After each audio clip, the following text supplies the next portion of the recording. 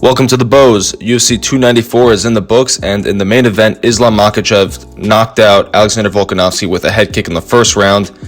As a Volk fan, this one hurt. I picked Islam to win in my pre-fight video.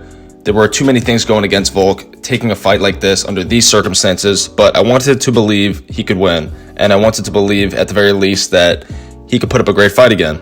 So what went wrong for Volk? The short answer is he shouldn't have taken this fight in the first place. I think Luke Thomas put it best in his post-fight tweet about this fight. And what he said in his tweet was, no one is beating Islam Makhachev on 12 days notice at 155 pounds, something along those lines. And that's really hard to argue against. He's far too well-rounded, and he's actually been in camp prepping for a fight. The hydration thing for Islam is an angle too, but it's minuscule compared to Volk not having a training camp specifically getting ready for Islam, and in hindsight, it's absolutely nuts that anyone could ever think that he had a good shot here. Volk did great the last time around, but he still lost the fight. So logic would tell you here, he would have to at least make some adjustments going into a rematch, and he'd have to prepare just as much or even more than he did the last time. But in reality, he had far less preparation time, more travel to do, and in far worse shape than he was before. I buy the fact that Volk can always do 5 rounds no matter what, but that doesn't mean he's in optimal shape, obviously. That's less output he could put out in the fight, arguably worse chin because he can usually take a shot better if you're in better shape. That's usually how it goes. Plus, he had more fat on him this time, which for all intents and purposes is extra useless weight on your body. Now we're expecting him to move through space as well and as smoothly as he did before. It's not happening. On the technical side of things, I was surprised on how much Volk backed up in his fight. I thought he'd be more willing to come forward after feeling what Islam had for him in the first fight. I also watched back the first round of their first fight, and Volk was giving Makhachev so many more different looks. The angles, the stand switching, the feints, he just didn't do that in the rematch. And I think that just all comes down to not being in camp. At this level, going up against such a complete fighter in Islam, the small details matter and they add up. In my opinion, Islam was the #1 pound-for-pound fighter even before this fight took place. So it's a really tough ask.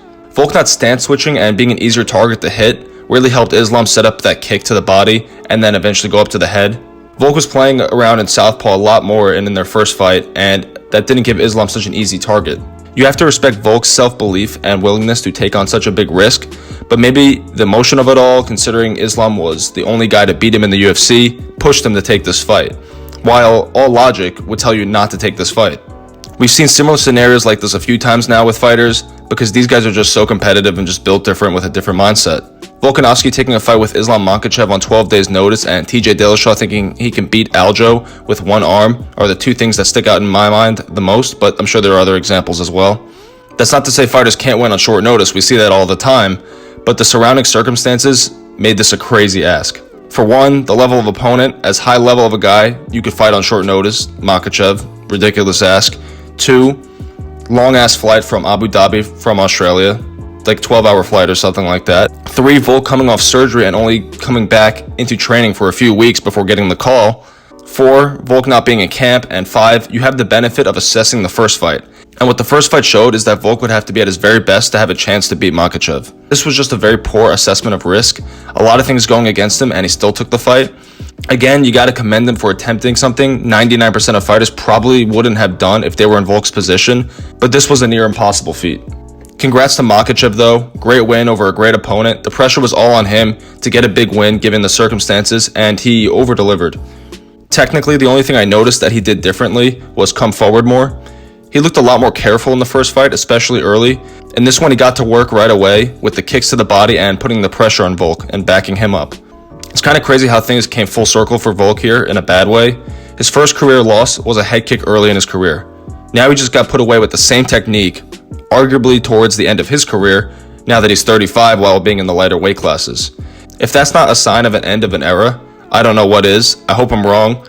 I hope he can get back to his winning ways, and hopefully he still has some time left in his prime. Even though he's getting older, it's hard to tell after such a short fight and after taking a big KO like that, how he'll look in his next fight. And he looked really good a few months early against Zaire, so we'll see what happens. That's all I got for this one. Leave a like, subscribe, and let me know in the comments below what you thought about this fight. See ya.